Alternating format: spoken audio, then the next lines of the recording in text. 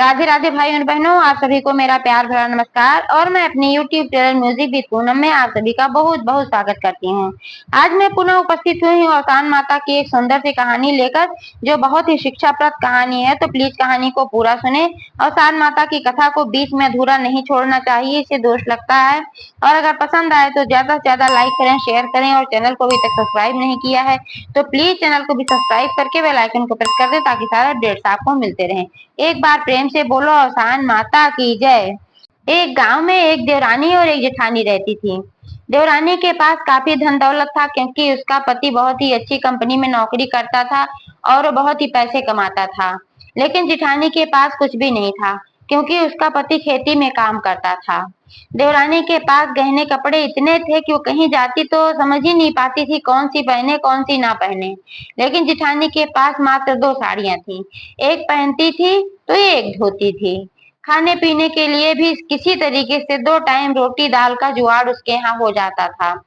और देवरानी के यहाँ तो बहुत ही ढंग से सब कुछ खाया पिया जाता था। उसके यहाँ बहुत ही राजसी ठाट था। लेकिन जिठानी के पास जितना था उतने में ही वह संतुष्ट थी, खुश रहती थी। देवरानी के पास इतना सब कुछ होने के बावजूद वह असंतुष्ट रहती थी। उसके पास लालच भी बहुत था और वह दूसरों को देखकर ईर्ष्या भी बहुत करती थी। एक दिन की बात है कि गांव में किसी के यहाँ अवसान माता की पूजा थी, तो वहां से इन दोनों के लिए निमंत्रण आया था कि पूजा में आना है। अगली सुबह देवरानी फटाफट उठी, नहा धोकर तैयार हो गई, अच्छे अच्छे गहने कपड़े पहनकर, क्योंकि उसके पास किसी चीज की कमी तो थी नहीं। लेकिन जिठानी के पास तो सिर्फ 2 साड़ियां थीं और गलती से अपनी साड़ी सुखाना वह भूल गई थी। एक साड़ी पहनी थी, दूसरी उसकी गीली थी, वह तैयार नहीं हो पाई। और देवरानी जब जाने लगी तो घर के बाहर से ही उसने आवाज लगाया कि दीदी चलना नहीं है पूजा में, तैयार हुई कि नहीं हुई। तब जेठानी ने कहा, छोटी तू चल, मैं अभी थोड़ी देर में आती हूँ, तब तक वहां की तैयारी तू देख, उसके बाद मैं भी पीछे से आ जाऊंगी, क्योंकि मेरी साड़ी सूखी नहीं है, मैं क्या पहन कर आऊं। तो देवरानी ने कहा, ठीक है मैं चलती हूँ, लेकिन जल्दी आना। और वह इतराती हुई चली गई। इधर जिठानी की साड़ी पूरी तरीके से सूख भी नहीं पाई थी, लेकिन इसने जल्दी के नाते फटाफट उसको पहना और फिर वह निकल गई अवसान माता की पूजा के लिए। और जा रही थी, रास्ते भर ये सोचती जा रही थी, थोड़ा बुदबुदाती जा रही थी कि मेरे पास भी अगर कोई और कपड़े लत्ते होते तो मैं भी पहन कर चली जाती।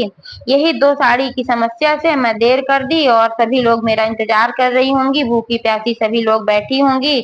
अवसान माता का भी लेट हो रहा है मेरे वजह से, उनकी भी पूजा में विलम्ब हो रहा है। अब मैं क्या बताऊं, मेरी कितनी गलती थी कि मैं भूल गई सुखाना ही। कल मैं डाल दी होती तो सूख जाती मेरी साड़ी और मैं समय से पहुंच जाती। यही सब बड़बड़ाते हुए जा रही थी। तब तक वहां पर एक बूढ़ी माई आई और सोटी लिए हुए थी, उनके बाल भी खुले थे और बाल उनके सफेद कलर के थे। तो उन्होंने कहा कि क्या तुम बड़बड़ा रही हो, कहाँ जा रही हो। तब उसने कहा कि माता, अब हमको और लेट ना करवाइए, मैं जो भी बड़बड़ा रही हूँ मुझे समस्या है कुछ, इसीलिए मैं बड़बड़ा रही थी, लेकिन मुझे आप जाने दीजिए, मैं अवसान माता की पूजा में जा रही हूँ। मेरे लिए वहाँ सभी सुहागनें बैठकर इंतजार कर रही हैं और माता भी इंतजार कर रही हैं अपनी पूजा का, और मैं यहाँ पर हूँ, तो कृपया मुझे जाने दे और सवाल ना पूछें।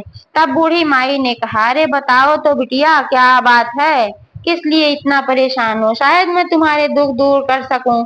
तब उसने कहा, अच्छा ठीक है, आप इतना पूछ रही तो मैं बता देती हूँ जल्दी से कि मेरे पास सिर्फ 2 ही साड़ी थी और मैं अपनी साड़ी सुखाना भूल गई थी। अब अवसान माता की पूजा में जाना है और मुझे बहुत लेट हो गया, इसके वजह से जब मेरी साड़ी सूखी तभी मैं पहनी हूँ, फिर भी थोड़ा गीली ही है। तब बूढ़ी माई ने कहा, तो मैं देख रही हूँ कि तुम्हारी साड़ी थोड़ी गीली भी है और जो है तुमने तो कोई जेवर गहने भी क्यों नहीं पहने हैं। तब उसने कहा, हे माता, आप भी क्या बात करती हैं, मेरे पास साड़ियां तो है नहीं, केवल 2 साड़ियां हैं, तो मैं गहने जेवर कहाँ से खरीदूंगी। तब बूढ़ी माई ने कहा, अच्छा फिक्र मत कर तू, मैं तेरे लिए कुछ इंतजाम करती हूँ, तू यहीं रुक, मैं अभी थोड़ी देर में आती हूँ। तब उसने कहा कि माता, मुझे बहुत विलंब हो रहा है, मैं 1 सेकंड नहीं रुक सकती हूँ। फिर बूढ़ी माई ने कहा, मैं तेरे लिए कुछ लेने जा रही हूँ बेटी, मैं लेके आती हूँ। तब फिर उसने कहा कि माता, मुझे कुछ नहीं चाहिए, बस मुझे पूजा में जल्दी से जल्दी पहुंचना है। फिर बूढ़ी माई ने कहा, तू जल्दी पहुंच जाएगी, थोड़ा तेज कदमों से जाना, तू 1 मिनट रुक, मैं आती हूँ, मैं जल्दी ही आऊंगी। तब उसने कहा अच्छा ठीक है, और वह वहां रुक गई। फिर बूढ़ी माई एक तरफ गई और वहां से जब वापस आई तो उनके हाथ में एक थैला था। उस थैले में उन्होंने बहुत सारे जेवर गहने रखे हुए थे और पैसे भी थे और साड़ी भी बहुत ही अच्छी थी। तब बूढ़ी माई ने वह थैला उसकी तरफ बढ़ाया और कहा लो बेटी, इसमें कुछ गहने हैं और एक साड़ी है, इसको तुम भी पहन लो। सब लोग वहां अच्छा अच्छा पहन कर आए होंगे और तुम ऐसे जाओगी, मुझे अच्छा नहीं लगेगा। जाओ उस पेड़ के पीछे खड़ी हो जाओ और वहीं सब पहन ओढ़ लो। तब उसने कहा अच्छा ठीक है माता, आपका बहुत बहुत धन्यवाद कि आपने इतना कुछ किया मेरे लिए, लेकिन मुझे पूजा में बहुत जल्दी पहुंचना है, मैं ऐसे ही चली जाती हूँ, मैं कुछ भी नहीं बदलूंगी। फिर माता ने कहा यह मेरी आज्ञा है, तुम्हें करना ही होगा। तब उसने कहा अब क्या करूं, अब तो बूढ़ी माई होकर आज्ञा दे रही हैं। तब वह गई, फटाफट से अपना कपड़ा उपड़ा बदल दी और जो है गहने वहने ठीक ठाक से सब पहन ली और पहनकर फिर वहां पर गई औसान माता की पूजा में। जब वहां पहुंची तो उसकी जो देवरानी थी उसे देखते ही दंग रह गई। उसने कहा अभी तो आप कह रही थी कि आपकी साड़ी ही नहीं सूखी है, इसीलिए लेट में आ रही हैं, और जो है अभी देख रहे हैं हम कि कितने गहने जेवर, अच्छी साड़ी भी पहनी हुई है, सब कुछ रखी तो थी, तो फिर किस लिए इतना लेट की और झूठ बोली कि साड़ी नहीं सूखी है। तब उसने कहा कि ऐसी कोई बात नहीं है, मैं घर चलकर बाद में तुम्हें बताऊंगी कि क्या हुआ था, अभी पूजा करो जल्दी क्योंकि लेट हो रहा है। तब उसके बाद पूजा शुरू हो गई। पूजा उजा ढंग से हुई और उसके बाद दोनों देवरानी जेठानी प्रसाद लेकर अपने घर आ गईं। घर पहुंचते ही देवरानी ने सवाल दागा, अब दीदी बताओ कैसे क्या हुआ था, क्योंकि उसके मन में हलचल हो रही थी, वो समझ नहीं पा रही थी किसके पास इतने गहने और अच्छी साड़ी कहाँ से आई। तब जिठानी ने सारा हाल बता दिया कि ऐसे ऐसे हुआ था, वहां बूढ़ी माई मिली थी और उन्होंने ही मुझे लाके दिया है। उसी समय देवरानी ने मन में निश्चय किया कि अब कहीं से भी औसान माता की पूजा का न्योता आएगा तो मैं भी पुरानी से पुरानी साड़ी पहन कर जाऊंगी और गहने वगैरह कुछ भी नहीं पहन कर जाऊंगी, जिससे मुझे भी बूढ़ी माई मिले और मुझे भी दे दे, अगर ऐसा होता है तो मुझे भी मिल जाएगा। ऐसा उसने विचार किया। कुछ दिनों बाद फिर गांव से किसी के यहाँ से दोनों के यहाँ निमंत्रण आया। अब तो जिठानी के पास भी पैसे हो गए थे क्योंकि उसके पास माता का आशीर्वाद आ गया था। सुबह जल्दी उठी और नहा धोकर तैयार हो गई अच्छे गहने कपड़े पहनकर, और फिर जब जाने लगी तो देवरानी को आवाज लगाती छोटी चलेगी नहीं, तैयार नहीं हुई पूजा में। तो अंदर से उसने आवाज दी कि नहीं दीदी आज चलो, मैं अभी थोड़ी देर में आती हूँ, क्योंकि मेरी साड़ी सूखी नहीं थी। तो जिठानी का माथा ठनका, उसने सोचा इसके पास इतनी ढेर सारी साड़ियां हैं, फिर कह रही है सूखी नहीं थी, लेकिन उसने कहा चलो कोई बात नहीं। तो उसने कहा ठीक है मैं चलती हूँ, वहां का इंतजाम देखती हूँ, तो पीछे से जल्दी से आ जाना। तो देवरानी ने कहा ठीक है आप चलिए। तो जब वो जिठानी चली गई तो देवरानी फिर पीछे से आई, एकदम पुरानी फटी साड़ी पहनी हुई थी और गहने जेवर कुछ भी नहीं थी। तो फिर उसी जगह पर वो भी पहुंची जहां पर उसकी जिठानी पहुंची थी, बताई थी, और वहां वो भी बुदबुदा रही थी कि मेरे पास अगर होता तो मैं पहन के जाती, मेरे नाते लेट हो रहा है, वो सब ऐसे ही बुदबुदा रही थी। तो फिर वहां पर वही बूढ़ी माई आई, वो तो सब कुछ जानती है, अंतर्यामी है, वो तो सब जान रही है, छल कर रही है, लेकिन फिर भी उन्होंने पूछा कि क्या बात है पुत्री, क्या बुड़बुड़ा रही हो। तब उसने कहा ऐसी ऐसी बात है, मेरे पास कपड़े नहीं है और मेरे नाते औसान माता पूजा में लेट हो रहा है, वहां सुहागिनें बैठी हैं मेरा इंतजार कर रही हैं। फिर बूढ़ी माई ने कहा अच्छा कोई बात नहीं, मैं थोड़ी देर में अभी आती हूँ। तब उसने कहा ठीक है। उसको तो ये लग ही रहा था कि कितनी जल्दी मिले, उसने एक बार भी नहीं कहा कि नहीं मुझे नहीं चाहिए। और बूढ़ी माई एक तरफ गई, वहां से एक थैला लेकर आई, बोली इसमें गहने कपड़े सब हैं, पहन लो, जाओ उस पेड़ के पीछे छुप कर और फिर जाओ, उसके बाद ऐसे कैसे जाओगी। उसने कहा बहुत अच्छा किया आपने माता जी, सचमुच मेरे पास कुछ नहीं था, अब मैं अच्छे अच्छे गहने कपड़े पहनकर जा सकूंगी।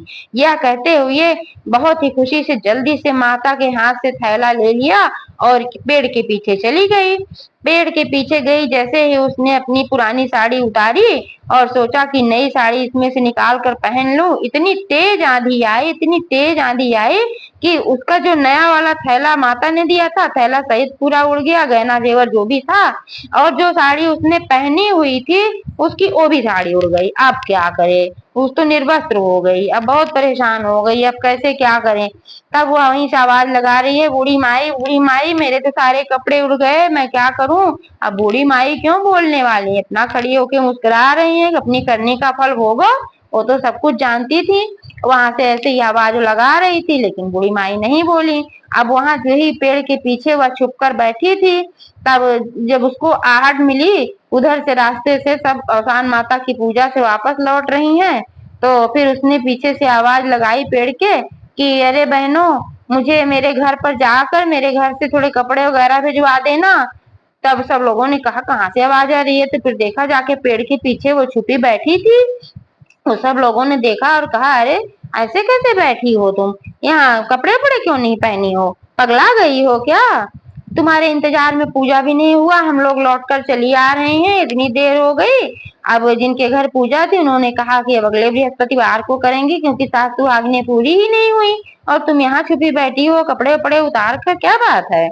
तब वह बताने लगी कि ऐसी ऐसी बात हुई थी, मुझे माता ने दिया था और जो है मेरे सारे कपड़े उड़ गए जब तेज तूफान आया। उसके बाद से फिर यहाँ कोई आया नहीं, अब मैं क्या करूं। तब जिठानी को समझते देर नहीं लगी, वह बूढ़ी माई कोई और नहीं औसान माता थी।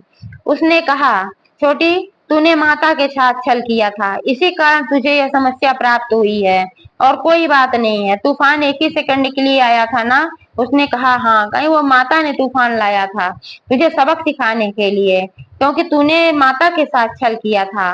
मैं सचमुच परेशान थी, मेरे पास सचमुच नहीं था, तो माता ने मेरे ऊपर कृपा करी, और तेरे पास इतना भंडार भरा हुआ, इसके बाद भी तूने लालच किया और माता से छल किया। इसी का दंड तुझे मिला है कि माता ने एक हवा का झोंका लाया और उसी के साथ तेरे सारे कपड़े उड़ गए। तब देवरानी ने कहा दीदी, अब तो जो गलती मुझसे हो गई है, अब आइंदा मैं ऐसी गलती नहीं करूंगी। मेरे अंदर लालच था, लेकिन अब मैं लालच नहीं करूंगी, क्योंकि मैं जान गई हूँ लालच का परिणाम बहुत ही बुरा होता है। मेरे घर जाकर मेरे लिए एक साड़ी ला कर दे दो। तब जिठानी ने कहा ठीक है, मैं जाती हूँ। और वह गई अपने घर से अपनी एक साड़ी लेकर आई और अपनी देवरानी को दे दिया, बोली है तू इसको पहन ले, और उसको पहनकर फिर वह घर गई।